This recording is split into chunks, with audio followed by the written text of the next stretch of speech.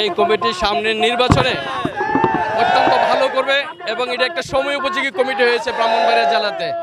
দীর্ঘদিন যাবৎ ব্রাহ্মণবাড়িয়া জেলায় রাজনৈতিক বিভিন্নভাবে ছিল। আজকে এই কমিটির মাধ্যমে সকলের ঐক্যবদ্ধ হওয়ার একটা জায়গায় হয়েছে এবং সকলে ঐক্যবদ্ধভাবে আমি আশা করি তারেক রহমানের নির্দেশে দেশনেত্রী বেগম খালেদা জিয়াকে সামনে রেখে আগামী নির্বাচনে ব্রাহ্মণবাড়িয়াবাসী 6টি আসন দেশনেত্রী বেগম খালেদা জিয়া এবং তারুণ্যের অহংকার তারেক রহমানকে উপহার দিবে এই কমিটির মাধ্যমে।